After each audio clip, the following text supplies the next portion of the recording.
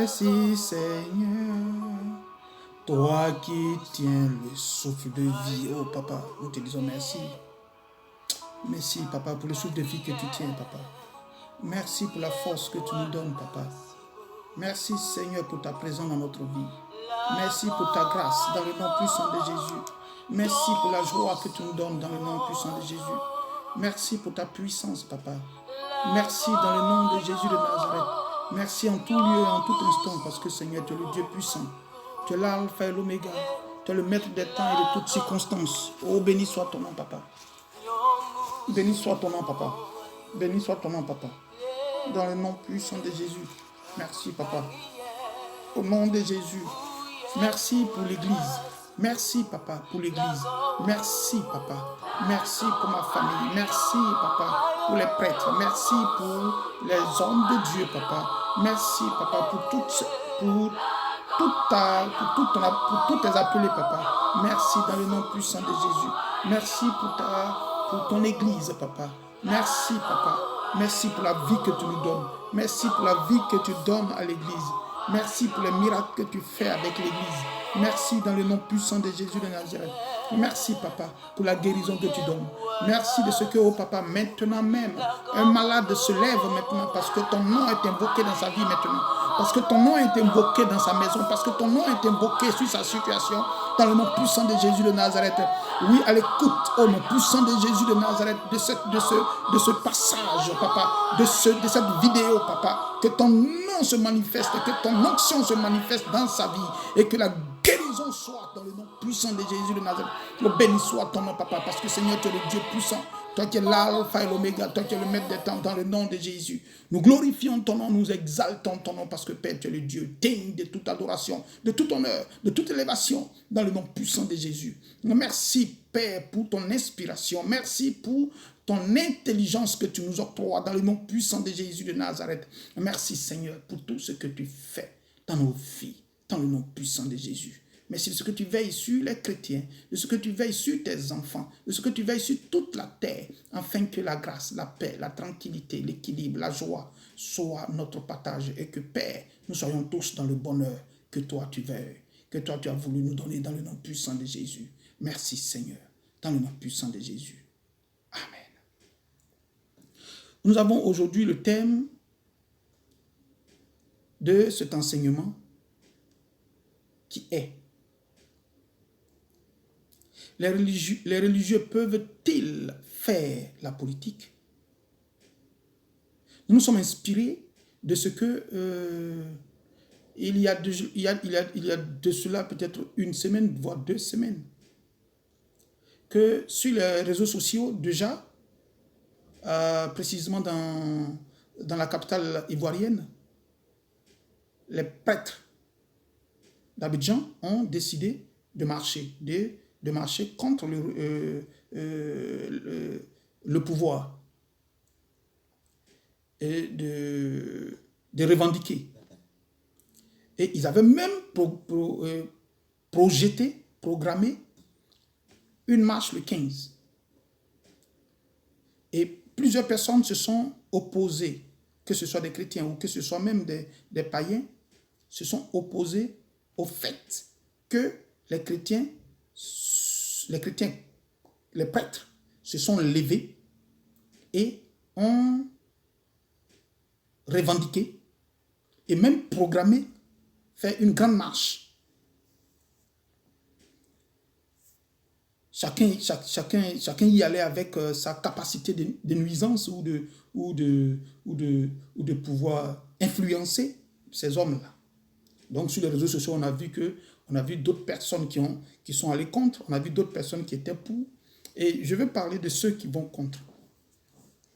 Ceux qui sont allés contre, déjà, il y a déjà deux faces pour ceux qui sont allés contre. Il y a ceux-là même qui sont païens et qui ne veulent pas, qui pour eux, ce n'est pas compréhensif que les hommes de Dieu, les prêtres, fassent de la politique. Et dans le rang même des chrétiens, plusieurs sont ceux qui ont encore les ténèbres dans leur mentalité. Donc, ils sont ignorants de ce que la possibilité est donnée aux chrétiens de faire aussi de la politique. Donc, nous allons essayer ici de leur donner un éclairage sur ce point, sur ce point précis. Donc, suivez-nous attentivement et que Dieu nous conduise par sa grâce et par ses révélations dans le nom puissant de Jésus. Que quelqu'un dise Amen. Nous profitons en même temps pour dire aux uns et aux autres de s'abonner. Et ceux qui sont déjà abonnés, de partager aux alentours d'eux, afin que nous augmentons nos vues et nos abonnés. Et au-delà de ça, cet enseignement doit faire le tour de ton environnement, donc du monde. Que Dieu nous bénisse et que la grâce de Dieu soit sur vous. Que vous partagez ou que vous ne partagez pas. Mais la grâce de Dieu est avec vous et Dieu vous inspirera. Si oui ou non, vous devrez partager. En même temps, nous disons que Dieu vous bénisse, que cette année nouvelle soit aussi une année où vous allez embrasser le réel Dieu, la gloire du réel Dieu, la puissance du réel Dieu, afin que son nom puisse être un aimant dans votre vie pour attirer tout ce qui est bon. Bénédiction, grâce, gloire et joie pour vous. Les religieux peuvent-ils faire la politique? Depuis l'aube des temps, nous savons une chose. Et cette chose est formellement claire et véritable. Cette chose, c'est que la création doit adorer le Créateur. La création doit adorer le Créateur. Et nous voyons cela en Psaume 150 à son verset 6. Psaume 150 à son verset 6. Qu'est-ce que la Bible nous dit en Psaume 150 à son verset 6? Que tout ce qui respire loue l'Éternel. Louez l'Éternel.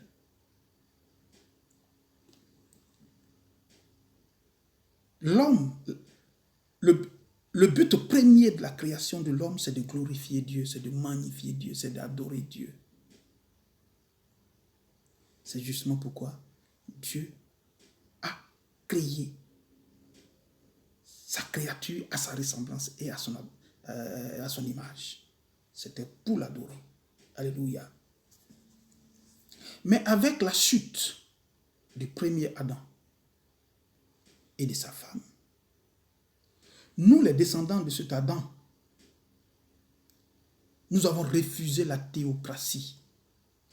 Et la théocratie était quoi? Qu'est-ce que c'est que la théocratie? La théocratie, c'est le règne de Dieu par Dieu sur ses enfants. Le règne de Dieu sur ses enfants. Donc, le règne de Dieu par Dieu, ça veut dire qu'on n'a pas de président. Notre président, c'est Dieu. Et maintenant, ces ministres qui agissent, c'est les hommes de Dieu. Ce sont eux qui agissent. Donc, Dieu agit avec une autorité. Et cette autorité, ça va dépendre. Si c'est au niveau des catholiques, on parlera du pape. Si c'est au niveau des évangéliques, on parlera des pasteurs. Si c'est au niveau, en fait, chacun y va avec. Alléluia. Mais la grâce, Dieu nous a créés pour que nous puissions l'adorer. Il n'y a pas autre chose derrière. Il faut l'adorer. Il faut l'adorer. Il faut l'adorer. Mais nous, on a refusé. Donc, en refusant cela, nous avons vogué les hommes ont vogué dans le sens de la conscience. Nous sommes allés dans le sens de la conscience de l'homme. Donc, le raisonnement. Alléluia. On va aller rapidement. En Genèse 3, oui, Genèse 3, son verset 1 à 6. Genèse 3, son verset 1 à 6. Écoutez bien. Le serpent était le plus rusé de tous les animaux des champs que l'Éternel Dieu avait fait. Il dit à la femme, Dieu a-t-il réellement dit, vous ne mangerez pas de tous les arbres du jardin? Au verset 2, la femme répondit au serpent, nous mangeons du fruit des arbres du jardin. Au verset 3, mais quant au fruit de l'arbre qui est au milieu du jardin, Dieu a dit, vous n'en mangerez point et vous n'y toucherez point, de peur que vous ne mouriez. Alors le serpent dit à la femme, c'est là que nous sommes partis selon la conscience de l'homme. C'est là que nous avons refusé la théocratie. C'est là. Le serpent dit à la femme, vous ne mourriez point. Mais Dieu sait que le jour où vous en mangerez, vos yeux s'ouvriront et que vous serez comme Dieu, connaissant le bien et le mal. Et le verset 6, vous connaissez, la femme vit que l'arbre était bon à manger et agréable à la vue, et qu'il était précieux pour ouvrir l'intelligence, la conscience. Elle prit de son fruit et en mangea. Elle en donna aussi au premier Adam, son mari, qui était auprès d'elle. Et il en mangea. Alléluia. D'où cette dualité naît. En la dualité, c'est deux choses qui sont opposées. Donc, on a la dualité entre ici, parce que là, c'est une politique. C'est déjà une politique. Donc, quand on va entrer dans les détails, on va vous montrer pourquoi est-ce que...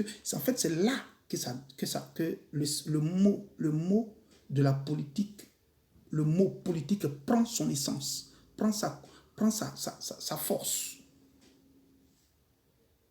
Déjà, Dieu a dit quelque part, et ici, eux, ils disent quelque chose. Qui est bon? Qui voulait la bonne chose? Mais les politiciens, vous savez, quand on arrive, moi, je vais construire des choses, chaque année, une université. En tant celui qui est là, il vous a dit, on va construire une université sur 5 ans ou sur 10 ans. Et ça va aller. Mais l'autre vient, il vous propose plus. L'autre là, Dieu dit, non, si vous mangez ça, vous allez devenir comme ça. Vous allez devenir comme ça. Vous allez mourir. Non, il dit, c'est faux. Il n'a pas dit ça. Il est mauvais. Il ne veut pas que vos yeux s'ouvrent et que vous voyez clair. Alléluia. C'est la politique qui a commencé déjà. La politique entre le bon et le mauvais.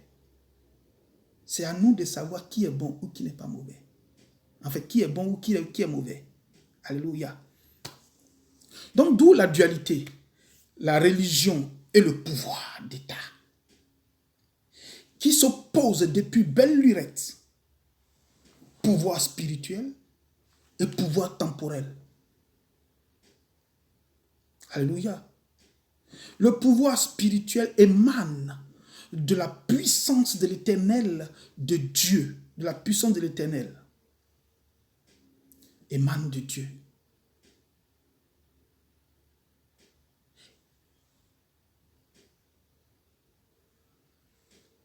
Donc, on vous dit clairement ici que le pouvoir spirituel émane de la puissance de l'Éternel. donc de Dieu.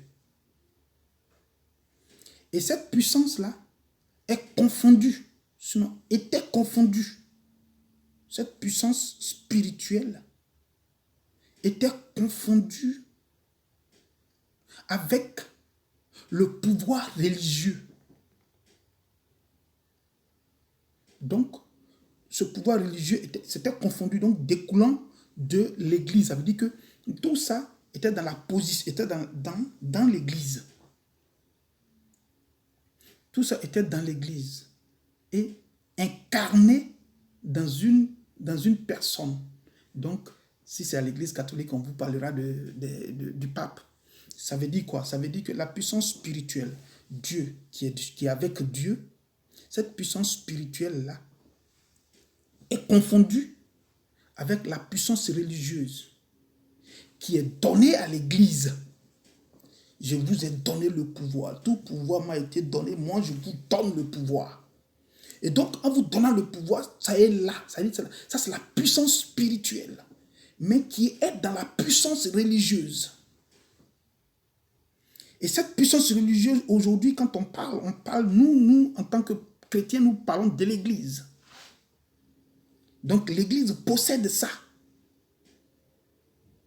Donc, l'Église, la puissance spirituelle ou la puissance religieuse est puissante, est au-delà de la puissance temporelle, donc la puissance étatique.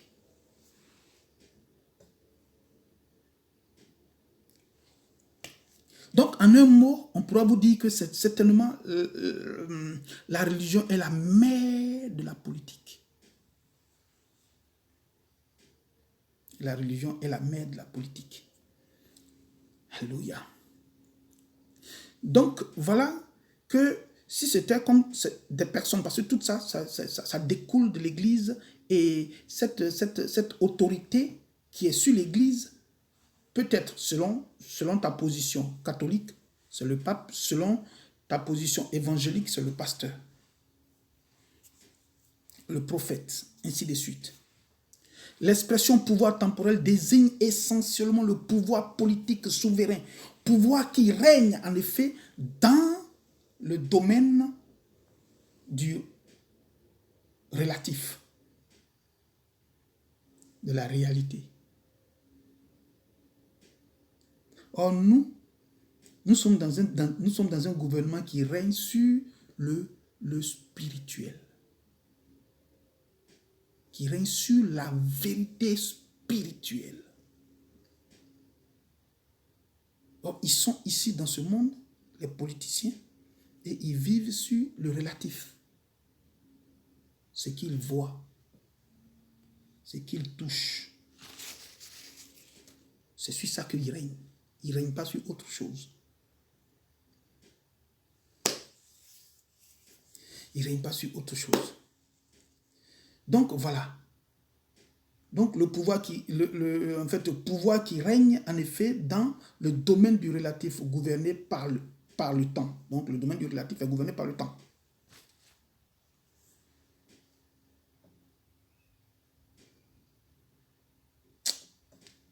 Donc voilà.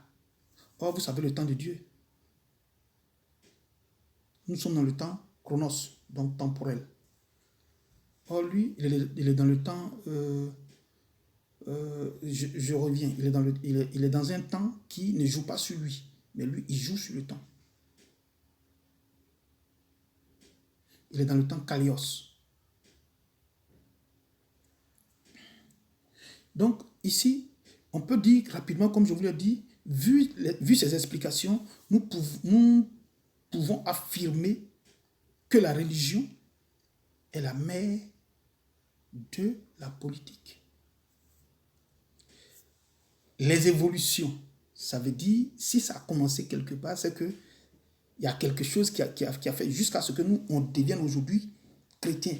Parce qu'on n'est pas né avec. Mais il y avait déjà de la création. Et il y avait déjà des formes d'adoration. Donc les évolutions. Je vais vous sortir deux. Comme c'est des explications, je vais vous sortir deux et je vais vous expliquer petit à petit et puis on continue. Parce qu'il faut comprendre globalement qu'est-ce que c'est. Nos aïeux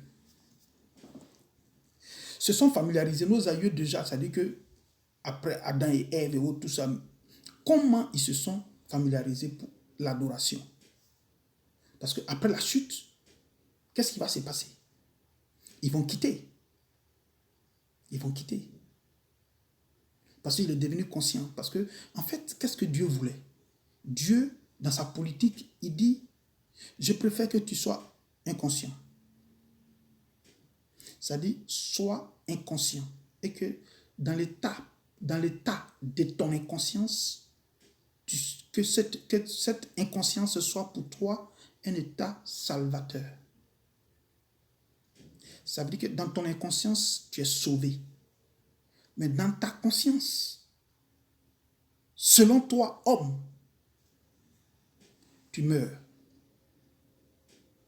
Or, si tu n'avais pas mangé le fruit, tu ne saurais même pas que tu es nu.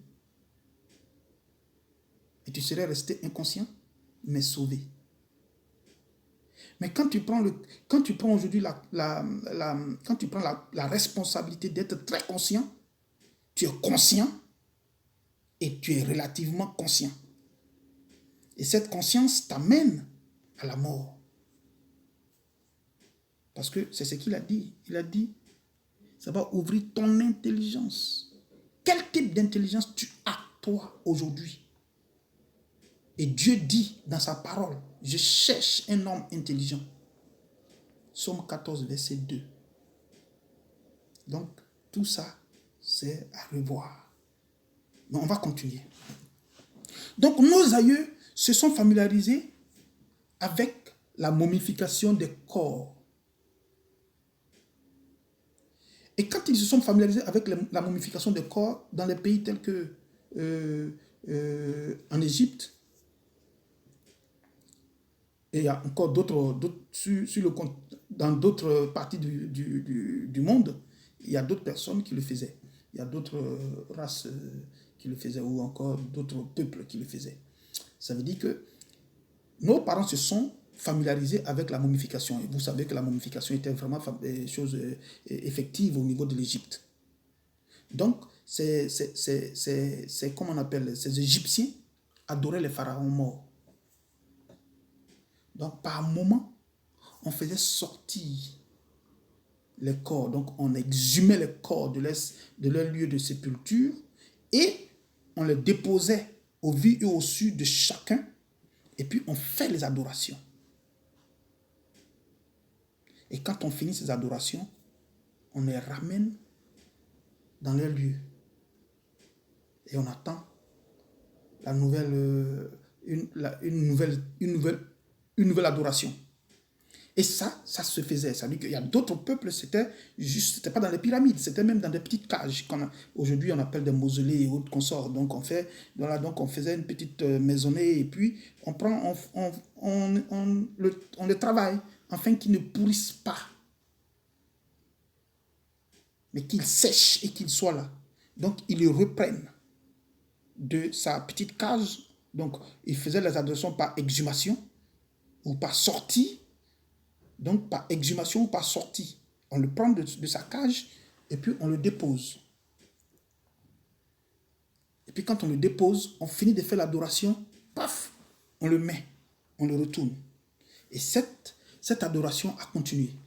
Et plus l'adoration continuait,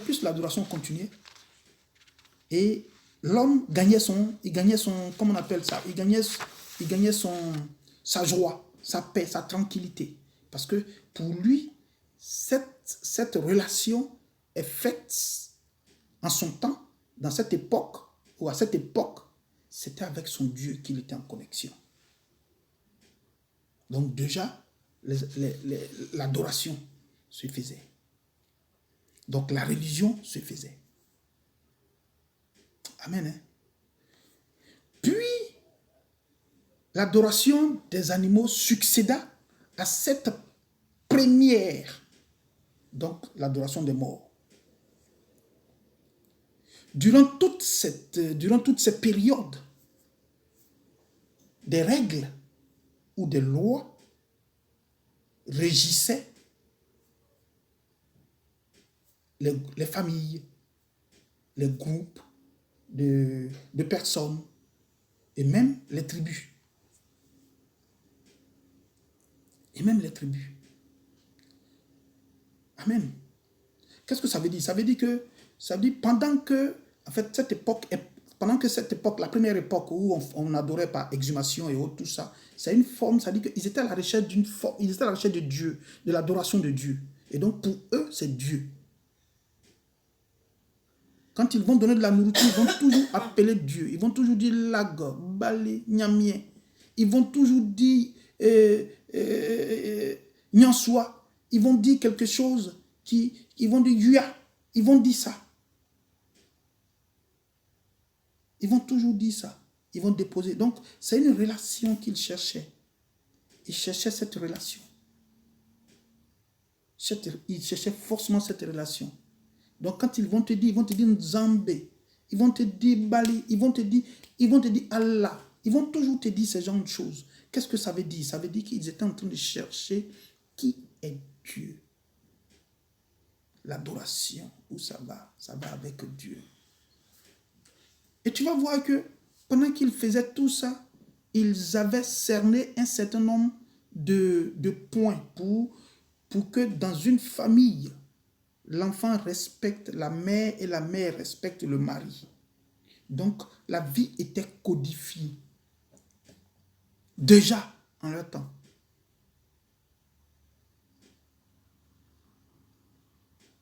Or, c'est petit à petit, en donnant déjà la forme de la vie familiale, que la vie en groupe va se codifier, puis la vie selon les pays, ça veut dire les tribus, vont se codifier. Donc, à partir de là, on verra que naîtront à ce niveau-là ce qu'on appelle aujourd'hui la Constitution et les lois. Dans la famille, déjà, il fallait respecter la mère, il fallait respecter le père, il fallait que la mère respecte son mari, et ainsi de suite. Donc, dans le groupe de personnes, il fallait que la plénitude d'une personne soit donnée. Dans un groupe, il faut donner pour mieux régner, pour régner dans la logique, dans la tranquillité, dans l'équilibre. Oui, il faille qu'on donne des lois. Il faille qu'on écrive que toi, tu dois monter pour 3 ans, toi, tu dois monter pour 2 semaines, et si tu montes pour 2 semaines, que c'est fini, c'est fini. Donc, tu descends pour qu'une autre personne monte, pour que l'œuvre puisse grandir et l'œuvre puisse se développer.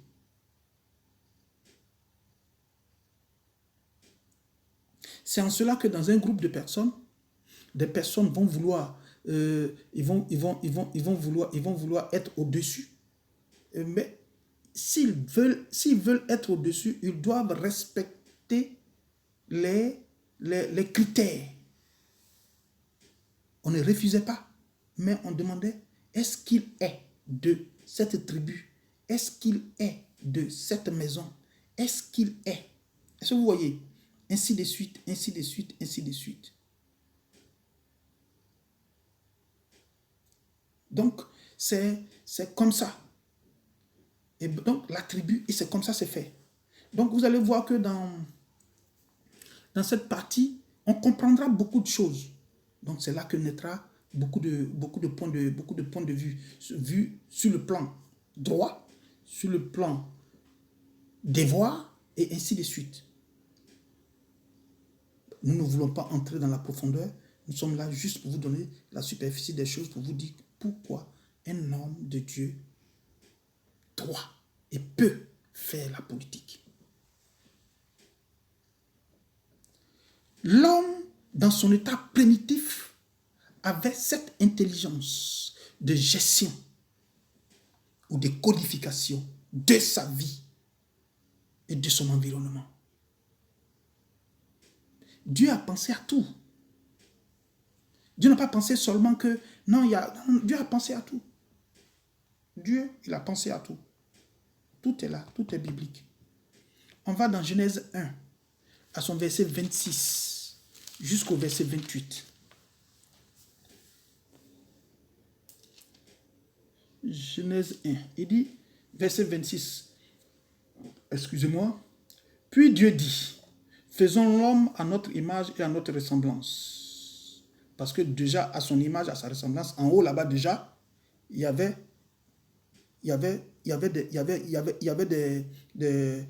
comment on appelle ça, des classifications déjà. Il y avait les 24 vieillards qui disaient Hosanna, Hosanna, Hosanna, Hosanna, Hosanna, qui applaudissaient à chaque instant, qui adoraient. Et il y avait lui-même qui est en haut, qui est assis sur son trône. Et que ses pieds, ça dit que la terre, son marchepied. Donc lui, il est en haut, il y a des personnes qui l'adorent. Et il y a des personnes, les anges, comment j'appelle, qui sont ses envoyés. Donc, si on a été fait à sa ressemblance et à son image, ça veut dire que son intelligence est notre intelligence. Donc, ça doit se ressentir. Et il continue. Et qu'il domine sur les poissons et autres, tout ça. Il dit, et qu'il domine. Si vous voyez un peu. Bon, allons un peu. On dit, Dieu les bénit. Allons jusqu'au 26. Jusqu'au 28. On dit, Dieu les bénit. Dieu a béni les hommes. Dieu les bénit. Il a béni les hommes. Ça, c'est la conclusion que vous voyez. Mais il va entrer dans les détails. Il dit, et Dieu leur dit, soyez féconds. C'est-à-dire la bénédiction, là, il développe. Il dit, soyez féconds. Multipliez. Remplissez la terre. Assujettissez-la. Et dominez sur les poissons de la mer, des eaux, ainsi de suite. Alléluia. Donc, ça veut dire déjà qu'il a codifié. Il a codifié. Il sait que l'homme, là, lui, l'homme est fait pour dominer sur son environnement. Donc, il a codifié tout pour l'homme. Parce que c'est l'homme même qui va donner le nom. Maintenant, quand il finit, parce que c'est une seule personne qui l'a créé. Donc, quand il a créé, il a donné la possibilité à cette personne-là. Maintenant qu'il y a plusieurs personnes qui vont naître de ces deux personnes-là, donc, il va falloir que ces personnes-là, maintenant, sachent qui est et qui doit. Donc, à partir de là, si je suis le Père, c'est moi qui commande. Si j'y suis plus, il y a une autre personne qui va remplacer le Père et qui va le faire. Et jusqu'à ce que le monde devienne ce que nous voyons, donc on a codé, on a donné ce qu'on appelle une constitution pour que vous et moi, on règne sans toutefois marcher sur l'autre, tout en respectant le droit de l'autre. Ça veut dire que tu es au pouvoir, mais tu as le devoir de régner, mais tout en reconnaissant le droit de l'autre. Il ne faut pas le brimer parce que lui, il est plus faible que toi. Non, il a un droit qui le rend fort, peut-être même plus fort que toi. Donc, il faut respecter tout ça. Et c'est ça. C'est comme ça Dieu a créé le monde. Et quand vous regardez, qu'est-ce qu'on peut dire? On peut dire que la politique, l'homme de Dieu peut faire la politique, mais qu'il sache faire la politique. C'est-à-dire, en faisant la politique, il doit être bon. Il doit refléter Dieu. Il ne doit pas refléter sa gourmandise. Parce que s'il reflète sa gourmandise, c'est qu'il a rejeté loin de lui la politique de Dieu. La politique de Dieu qui est en Jérémie 11, 29. Jérémie 11, 29. Et il a accepté la politique des ténèbres qui lui se trouve en Jean 10, 10. Et c'est ça. Mais on va continuer. La religion, c'est quoi? Pour nous, la religion, c'est quoi? La question vous est posée aussi. Donc, que chacun cherche. Mais ce que je peux vous dire ici, la religion, c'est se relier à un être transcendant.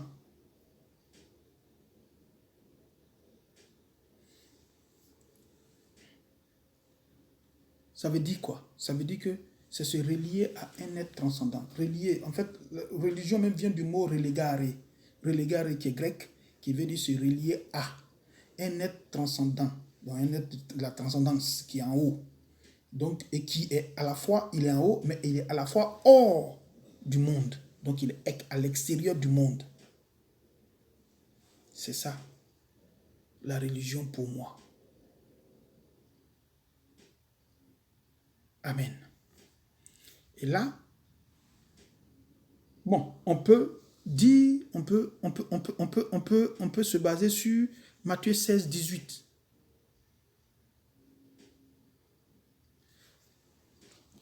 Matthieu 16, 18 qui dit quoi? On va aller rapidement sur Matthieu 16, 18. Matthieu 16, 18. Matthieu 16, verset 18, qui nous dit quoi? Il dit, et moi, je te dis que tu es Pierre et que sur ce roc, je bâtirai mon église et que les portes du séjour des morts ne prévaudront point contre elle. Je donnerai les clés du royaume des cieux et ainsi de suite. Jésus qui avait posé plusieurs questions, qui avait posé une seule question, que dites-vous que je suis? Et beaucoup vont parler, et lui, il y a Pierre qui va lui dire, je dis que tu es le fils du Très-Haut. Donc il y a déjà un lien qui nous lie à celui qui est haut, qui est à la fois haut et il est hors de ce monde. Et il nous dit que, il nous laisse, ça veut dire que pour matérialiser sa présence, il nous laisse l'église. Ce n'est pas ces églises que vous voyez là, ça c'est des mouroirs. Ce que vous voyez là, c'est des mouroirs. Parce que c'est dans ce genre d'église-là, on essaie de pacter des personnes et puis de dire n'importe quoi à n'importe qui et à n'importe quel instant. Non. L'église de Dieu est typiquement spirituelle. Donc, il a son pouvoir spirituel en toi, de faire de toi son fils. Accepte-le dans ton cœur. Et non passer tout ton temps à déposer ou à donner le peu que tu as, croyant que c'est au travers du peu que tu as, que tu donnes, que Dieu agira. Non. Non. Dieu, il agit dans le donner, c'est vrai. Mais que le discernement soit ton partage. Donc, voilà ce que c'est que la religion. Et on va partir. La politique. C'est dans ce mot-là que nous allons beaucoup plus parler. Parce que beaucoup sont ceux qui disent non, la politique, c'est un jeu de menteurs. Non, en fait, la politique, au préalable, n'était pas un jeu de menteurs, en fait. Parce que toute la politique, la Bible est une politique. La Bible mène la politique qui envoie le monde parfait vers Dieu. La politique, c'est qu'est-ce que je dis? Est-ce qu'il y a de l'amour dedans? Parce que si vous remarquez, les meilleurs politiciens, les bons politiciens, c'est ceux-là qui donnent le bonheur, la joie, la tranquillité, la paix, l'équilibre moral, physique et mental à son peuple. Donc,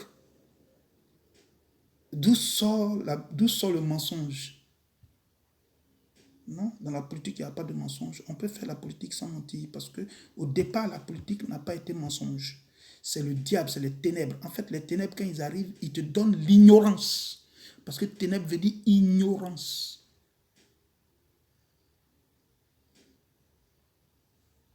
Ignorance. Il te donne l'ignorance. Il te séduit. Et il t'atteint. Amen. Donc, pour moi, la politique, c'est quoi? La politique, c'est la gestion du pouvoir dans la cité. La gestion du pouvoir dans la cité. Pour moi, c'est ça la politique. On va continuer. L'homme, dans son état naturel, acquiert son humanité en société au sein d'une cité, régie par une constitution et des lois. Je reprends. Ça veut dire quoi? L'homme dans son état primitif acquiert, c'est-à-dire il devient humain, sensible. Il devient humain en société, dans une cité, dans une commune, dans un pays, régi par une constitution. Qu'est-ce que ça veut dire? Ça veut dire en clair que quand il n'y a pas de constitution, c'est qu'on est dans la jungle. Parce que c'est de là que va sortir le mot politikon. Politikon qui veut dire que l'homme est une bête politique. On se suit, non? L'homme est une bête politique. Donc, si l'homme étant une bête politique, pour qu'elle acquiert son humanité, il faille qu'elle vive dans une société, au sein d'une cité, d'une ville, d'une commune, d'un département, qui elle-même est régie par une constitution. Ça veut dire pour enlever son état satanique, son état diabolique, son état diabolique, son état satanique, son état meurtrier, il faille que ce soit, c'est-à-dire que là où il vit, là où cette personne-là vit, doit être régi, il doit avoir des règles, une constitution, donc un règlement intérieur de la ville qu'on appelle constitution. Sans ça, sans la constitution, le peuple est un bétail. Est un bétail électoral qui peut être détruit à n'importe quel instant. Et puis, il n'y a rien à dire, il n'y a rien à redire. Et c'est ça qu'il faille qu'on évite. On va continuer le plus vite possible. Donc, au sein d'une société, donc, le mot politique vient du grec politikos et du latin politicus, qui nous ramène à la gestion de la cité. Cité, police, grec, police, P-O-L-I-S, cité. Or, pour une bonne gestion de la cité, il nous faudra une constitution. Et cette constitution-là, le grec appelle cette constitution-là, en grec, on dit politeia. Politeia. En latin, on appelle politia. Ça veut dire aussi gouverner, gérer. Est-ce que tu vois, est-ce que vous voyez la chose?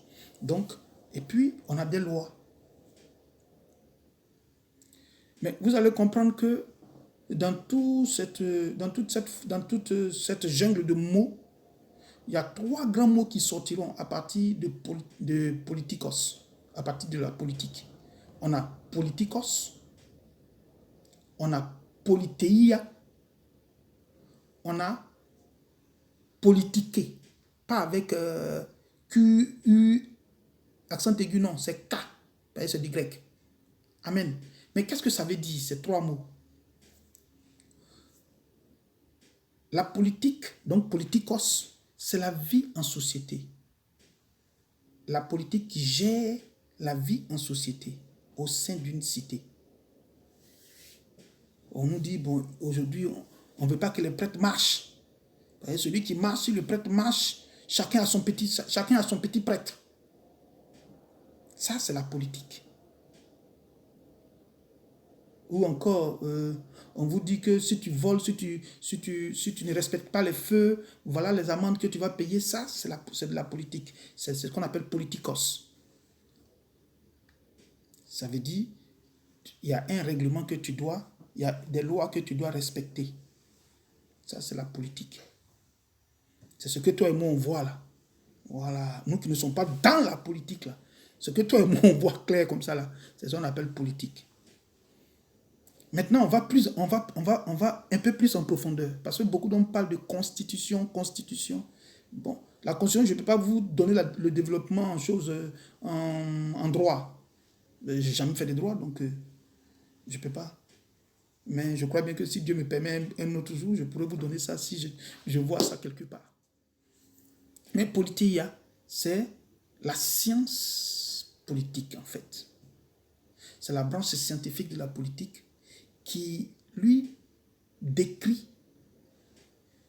le fonctionnement des grandes institutions politiques. C'est lui qui crée, c'est lui qui donne leurs droits et leurs devoirs.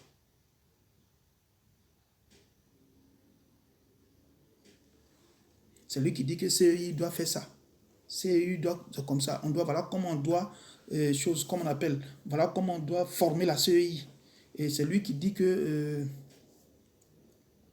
le président doit, en fait, pour être président, il faut avoir tel âge, il faut avoir tel niveau, il faut être de telle chose, de telle chose. Et tu vois, c'est ça, c'est la Constitution qui s'occupe. C'est la Constitution qui dit que si le président meurt au pouvoir, voilà qui le remplace. Donc le cas d'Oufouette et de Bédier. Ça, c'est la Constitution qui s'occupe de ça. Ça, c'est le côté scientifique. Parce qu'on ne comprend pas. Pourquoi est-ce que lui, il va faire? Lui, le comment il va faire, mais ça dépend de sa position à l'instant T. Alléluia. Donc, c'est ça la politique. C'est ça le côté scientifique. C'est ça la Constitution. C'est ça qu'on appelle politéia, la Constitution. Maintenant, politiquer. Politiquer, les hommes au pouvoir savent que si le père est libéré et qu'il arrive, c'est gâté. Donc ils vont politiquer. Ils vont entrer dans les réseaux. Pour gâter ici, pour gâter là, pour gâter là. C'est ça, politiquer. Ils sont en train de faire de la politique. Vous avez vu que là-bas, il y a eu des... Comment j'appelle ça? Il y a eu des avocats. Les avocats de l'État, de la Côte d'Ivoire, qui sont venus, et qui ont parlé. Mais dans le jeu, il y a eu de la politique. La politique, ça a été politiqué. Parce que les deux n'ont pas dit les mêmes choses, le langage. Mais si c'est de toi à moi, nous on a compris ça comme ça. Donc nous on s'assoit. Donc ceux qui voient clair, là, ils ont vu. Et puis ils ont dit. Ceux qui sont initiés, ils ont dit. Et quand ils ont dit là, toi qui es parti jusqu'au CP2, comme toi et moi là, on a compris. Dieu, il est le maître d'aujourd'hui, du temps, des temps, il est le maître de toutes circonstances. Donc il permet que les choses aillent de l'avant. Pourquoi les hommes de Dieu ne feront-ils pas la politique? Pourquoi? C'est une question. Mais quand tu regardes que Moïse a été guidé par Dieu, il n'y a pas eu de problème. Vous allez voir qu'il y a d'autres personnes qui sont venues aussi, qui se sont laissées guider par Dieu, tels que David, il n'y a pas eu de problème. Tel que Josué, il n'y a pas eu de problème. Est-ce que vous voyez un peu? Donc, c'est pour vous dire que la politique est faite depuis Dieu. Quand Dieu vous dit, j'ai entendu vos cris, le cri de mes enfants en Égypte.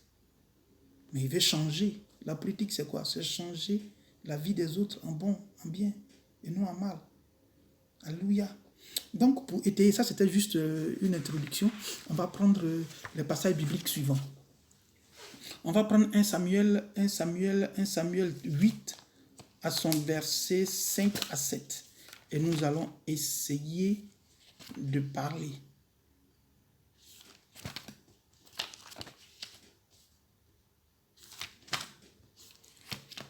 Un Samuel.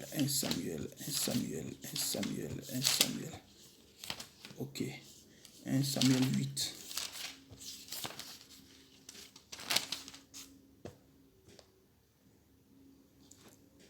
1 Samuel 8, ok. 1 Samuel 8 à son verset 5 jusqu'à 7. On dit, il lui dit, voici les vieux et les...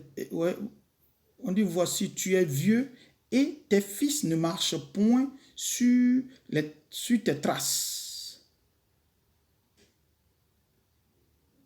Ne marche point sur tes traces. Maintenant, établis sur nous un roi pour nous juger, comme il y en a chez toutes les nations.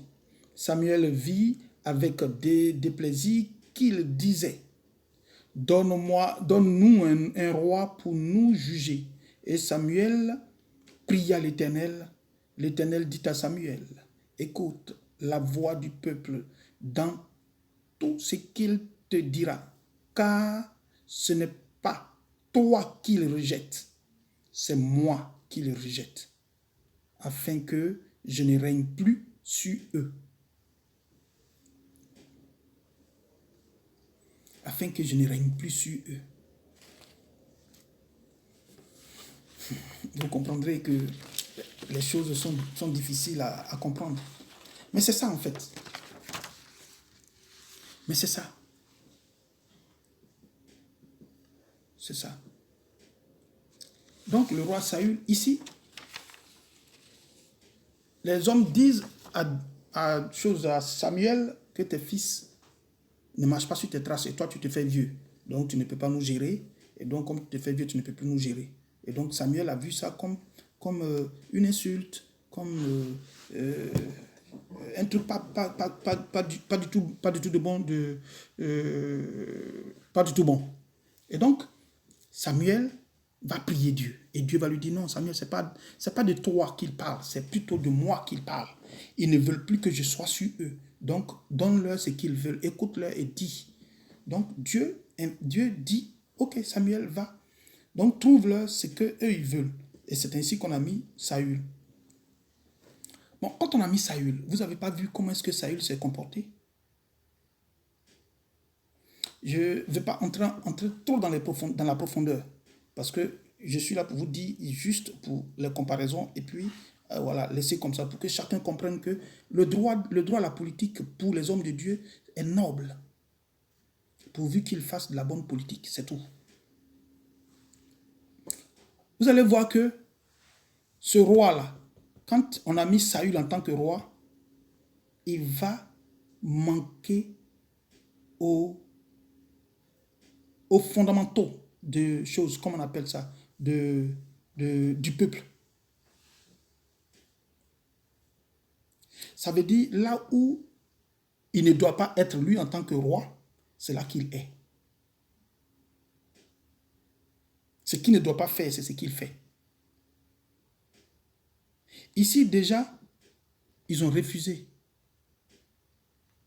que ses enfants soient. Mais ils pouvaient demander, le peuple pouvait simplement demander que tu pries pour que quelqu'un vienne. Parce que quand David est venu, il y a Nathan qui était là. Qu'est-ce qui s'est passé? Mais c'est parce que déjà Saül ne s'est pas bien comporté. Saül a détruit beaucoup de choses. On dit le peuple refusa d'écouter la voix de Samuel. Au verset 19. Vous allez comprendre encore. C'est moi, bon. Et on dit, voici, quel sera le droit du roi qui régnera sur vous. Il prendra vos fils. À partir du verset 11. Déjà, ça augure que la personne qui vient là, ce n'est pas du goût de l'Éternel. Parce qu'on dit, il prendra vos fils et il mettra ses chars et parmi ses cavaliers. En fait, quand vous lisez à partir du verset 11, vous comprendrez que ce qui arrive à la Côte d'Ivoire est normal parce que nous avons demandé à avoir un roi sur nous comme les autres. Et de la façon dont les autres sont en train de souffrir, c'est comme ça, ce peuple-là va souffrir jusqu'à ce que Dieu veuille enlever le droit de la souffrance sur nous. Nous devions rester rien qu'en prière. La prière fera. Dieu est là. Dieu est conscient. On va aller rapidement. On va aller rapidement en Samuel 13. Samuel 13 à partir de son verset 8. Samuel 13 à partir du verset 8. Samuel 13 à partir du verset 8. Ici, c'est le même chose, Saül. On dit, il entendit 7 jours, selon le terme fixé par Samuel. Mais Samuel n'arrivait pas à Gilgal. Et le peuple se dispersait loin de Saül. Alors Saül dit, amenez-moi l'holocauste et les sacrifices d'action de grâce. Et il offrit l'holocauste. Comme il achevait d'offrir l'holocauste, voici Samuel arriva. Et Saül sortit au devant de lui pour le saluer. Samuel dit, qu'as-tu fait? Saül répond, lorsque j'avais vu que le peuple se dispersait loin de moi, que tu n'arrivais pas au terme fixé, et que les Philistins étaient assemblés à Micmac, je me suis dit, les Philistins vont descendre contre moi à Gilgal, et je n'ai pas imploré l'Éternel. C'est alors que je me suis fait violence et que j'ai offert l'holocauste. Samuel dit à Saül, tu as agi en insensé, tu n'as point observé le commandement de l'Éternel, ton Dieu. Alléluia. Donc ça veut dire quoi? Il va aller toujours contre la constitution. Lui qui ne doit pas faire de sacrifice, c'est lui maintenant qui va faire le sacrifice à la place du sacrificateur, Samuel. Frère, ce n'est pas ce que nous voyons. Quand vous allez suivre la suite, Dieu va frapper. Quand vous allez suivre la suite, le 14, on dit, et maintenant ton règne ne durera point. L'Éternel s'est choisi un homme selon son cœur, et l'Éternel l'a destiné à être chef de son peuple, parce que tu n'as pas observé ce que l'Éternel t'avait commandé. Au verset 14. Alléluia. On va repartir rapidement au chapitre 15. Et pour vous montrer que ça, au chapitre 15, vous verrez que ici au chapitre 13, c'est quoi? C'est qu'il y avait une bataille. Et ils s'étaient rangés déjà en plan de bataille. Donc, ils attendaient de faire le sacrifice pour que Dieu agisse. Et donc, ils ont fixé 7 jours. Et quand les 7 jours sont arrivés, le sacrificateur n'arrivait pas vite. Donc, lui, il s'est dit, pourquoi est-ce que le sacrificateur n'arrive pas vite? Donc, lui, il va faire. Frère, il a fait. Mais quand c'est arrivé, là, le problème, là, ça l'a destitué. Il est tombé. David est venu à sa place. Et au 15, qu'est-ce qui va se passer? Au 15, ils vont venir. Ils vont dire, lisons d'abord au verset 1. On dit, Samuel dit à la chose, c'est moi que l'Éternel a envoyé pour toindre roi sur son peuple, sur Israël. Écoute donc ce que dit l'Éternel. Ainsi parle l'Éternel des armées. Je me souviens de ce que les Amalek ont fait et autres, tout ça. Mais ils vont lui demander beaucoup plus de partir. On dit va.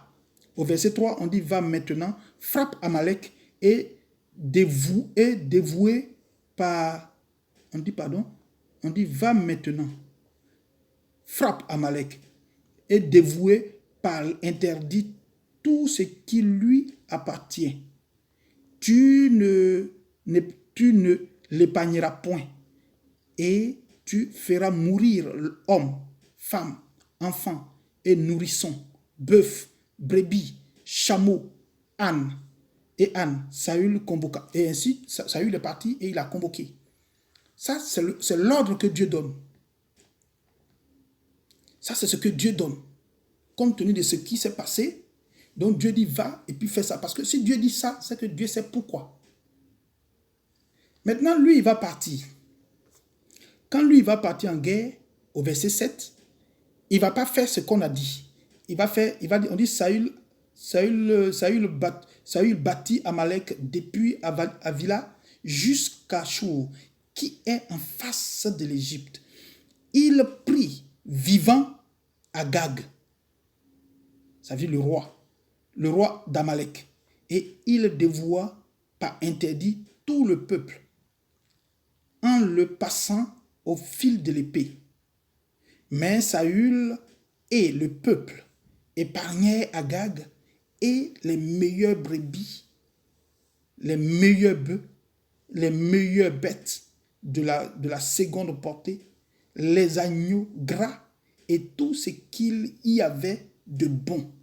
Il ne voulut pas le dévouer par interdit. Et, est-ce que vous voyez? Donc ça là, dans le discours de ça, c'est Samuel qui va venir et qui va tuer. C'est le prophète qui va venir et qui va exterminer Agag. Mais entre-temps, s'il a gardé le roi, c'est qu'il a gardé la femme.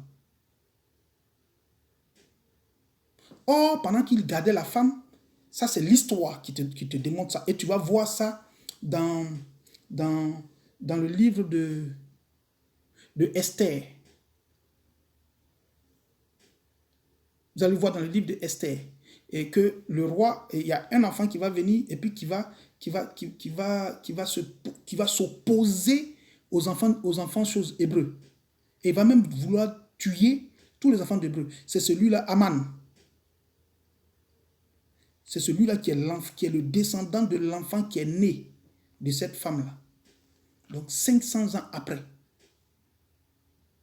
Donc, comprenez l'histoire de la Bible. Attention. Comprenez l'histoire de la Bible. Donc, voilà qu'il n'a pas respecté. Et voilà la conséquence.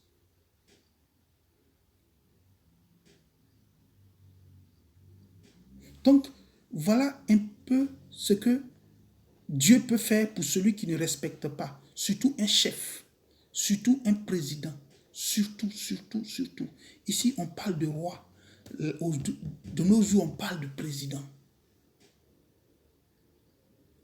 Donc, sachez que Dieu est en mouvement. Sachez que on n'est plus dans j'attends 1 an, j'attends 30 ans. Non. Dieu agit maintenant. Que la grâce de Dieu nous soit toujours donnée pour que nous vivions pour être témoins des choses à venir. Ok, on va continuer pour conclure rapidement. C'est-à-dire que je n'étais pas venu pour prêcher, j'étais venu juste pour vous montrer un peu la chose. Donc, qu'est-ce que je peux dire? Pour nous, les religions doivent s'occuper de la politique et vice-versa. Le politicien peut aller à l'église. Car les deux se chevauchent dans la cité. Mais chacune des deux entités connaissent leurs limites, leurs droits et leurs limites. Ce qu'on doit savoir, la religion englobe la politique, même si il y a eu un déclin du phénomène religieux, d'un désenchantement. Il faut comprendre, même s'il y a eu un déclin, et même un désenchantement, ça veut dire que les hommes ne sont pas contents. Dans ce monde-là, il faut comprendre. Certaines personnes pensent que cela est irréversible, que parce que aujourd'hui la religion, les religieux ont mal agi et que tel qu'ils ont mal agi, Dieu va agir afin que eux-mêmes là ils ne se retrouvent plus. Et donc les autres pensent que c'est des choses que Dieu ne peut pas changer. Non, Dieu va changer. Parce que si Dieu ne change pas, c'est lui qui prend la honte. Parce que c'est son nom que ces mauvais hommes de Dieu ont gâté. Mais lui ne voudra pas que son nom soit gâté. Il va toujours laver. Il va toujours laver. Donc, il va le laver. Mais le nom de cette... ça dit que le nom de Dieu doit être réhabilité. Doit être réhabilité. Et au vu de cela, vous allez voir qu'aujourd'hui, les hommes de Dieu, aujourd'hui l'Église, dans sa dans sa multiforme, l'Église est en train d'entrer petit à petit dans cette sphère de politique qui lui était, à cause de ses mauvais comportements et autres, tout ça, qui lui était un peu fermé. Mais vous allez voir qu'aujourd'hui, comment on appelle ça, à l'Union européenne, à l'Assemblée de l'Union européenne, quand ils veulent prendre aujourd'hui des décisions, ils viennent voir l'Église. Ils parlent avec l'Église pour qu'ils prennent des lois qui sont favorables, dont la Bible, dont la Bible parle. Ça veut dire qu'ils veulent faire des lois selon la Bible. Amen. Donc, il y a, comment on appelle ça, le parlementaire, il y a désormais, il y a des dispositifs pour cela dans le Parlement. Pourquoi vous, à notre niveau, en tant qu'Africains, à notre niveau, en tant que petite démocratie ou petit peuple, pourquoi ne pas permettre que toute personne, dotée d'une intelligence, d'une sagesse, puisse apporter et voir comment est-ce qu'il peut apporter sa pierre à l'édifice national. Donc, voilà un peu ce que je vous ai dit. Donc, pour répondre en vrai, en clair, rapidement, un homme de Dieu a la possibilité, la capacité, selon que Dieu le veuille, parce qu'en fait, la politique n'est pas faite pour détruire. La politique est faite pour apporter la joie, la paix, la tranquillité et le bonheur au peuple.